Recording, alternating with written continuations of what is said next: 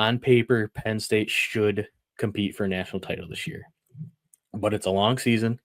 A lot of things can happen. I don't want to make excuses. I want a national title, I haven't seen one in my lifetime. Last one was in 86. I was born in 1988. So I have never seen Penn State win a national title. I've seen the 1994 team go undefeated, but it went to Nebraska that year. Didn't go to us. And Penn State's not, like Auburn and just claiming all these national titles all of a sudden. Will they? Maybe. That's a different talk for a different day. But just to put those kind of expectations on a coach, like nobody's out there saying, hey, if Kirby Smart doesn't win a national title this year, he's going to be fired at Georgia. Nobody's saying that about Kalen DeBoer or Dan Lanning or, Dabo Sweeney. It's not being talked about. The top coaches, especially Ryan Day, now that he got one last year, there's not another coach in the country that I've heard the talk about where, hey, if you don't win a national title this year, which super elusive. There's 3 guys right now that have one that are active coaches.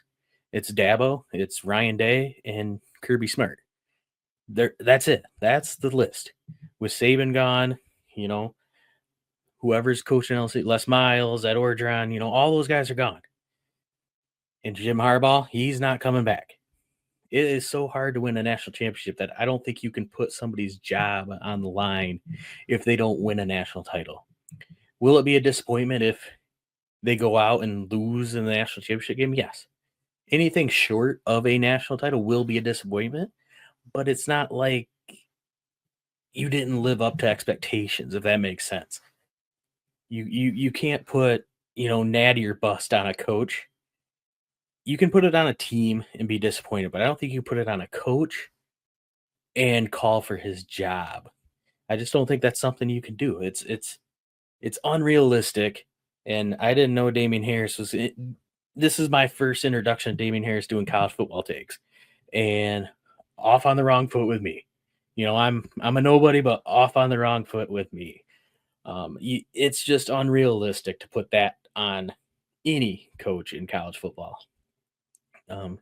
Moving on, I did catch a Mel Kiper clip of Drew Allar and kind of what they are, how hard it is to project what he is and what he isn't. So let's start this clip here and kind of get what the talent evaluators in the NFL are thinking about. He's big, he's smart, he's tough, he's strong, he's competitive. He sees the entire field. He goes through his progressions quickly. And my goodness, he has an easy stroke and a ton of energy on the football. I love his throw motion. Oh, I love his throw motion. He's central casting with so many elements of the position. But he's one of the most complex quarterback evaluations I can remember. Yeah, so I mean, I think we can all agree. Everybody looks at Drew Allar and thinks, why can't he be? I'm going to unpause this because that's not a good look for McShay there. But why can't Drew Allar be better? Why can't he be the best quarterback in college football? He has all the physical traits you look for in a quarterback: the arm strength, the ability to move in the pocket, and he showed some running ability. He has the arm strength and arm talent to make any throw out there. But where is it in the big games? And why hasn't it been there in the big games? So let's continue watching. They dive into that a little bit more here. At least in a long time. There's 2 things that really irk me. And it's not even including the big games. Okay, I'm talking about the traits. Like I'm talking about what I see on tape. The agility is concerning because he gets away with it with all those things we just talked about: the instincts, the feel, the toughness, the competitive, all those things. I just don't know against NFL pass rushers, and maybe that's part of why in big games happen against talented teams. Talented teams typically have dudes up front defensively who are running 4.5, 4.6. 4.7 at the worst, at 250, 260 pounds. Is it the wide receivers? And that's the question, we've been asking since Drew Allar became QB1. Even at the tail end there of, Sean Clifford. Parker Washington was the last wide receiver one we had. Now, Tyler Warren, it's different. It's tight end. It just doesn't open the field up the same way as an elite wide receiver. And one thing I really, got from this Todd McShay talking here is, he said it wasn't about the big games, but then went back to, the big games are against the biggest talent.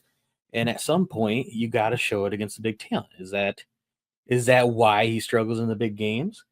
Or is it the wide receiver? So they touch a little bit more on that here. Or is it because they know he is so much more effective throwing kind of middle field, in breaking where he's looking at it, comebacks, receivers open, guys where he can see the jersey number in front of him. I don't remember a single quarterback I've ever evaluated that's at this level where we're talking about potentially first round, where I'm like, there's some kind of visualization problem. And I don't know if that's the stem or the root of it, but there's something with receivers that are moving away from him. Post corners, rolled outs, flares out of the backfield, like little outlet dump offs. Maybe he just wasn't comfortable. Maybe the receivers weren't where. We're going to find out though. So this is an important year for Allar. Listen, he is. Yeah. So, basically it all comes down to this year for Drew Allar. Does he live up to expectations? Can he prove all the doubters wrong? Can he prove to not only himself, to Penn State, to the fans, can he prove that he is that guy? Is he a quarterback? Is he a first round talent? He has all the capabilities to be number one overall pick. You can see that ceiling for him, as the number one pick overall, which never happens at Penn State.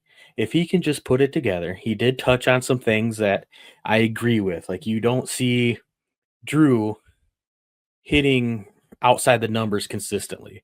That's where he seems to be his most inaccurate. You watch games when they're doing the out routes, or if he gets off, around the edge and he's rolling out, those are usually his most inaccurate throws. He's very comfortable inside the hashes, just like Todd McShay said.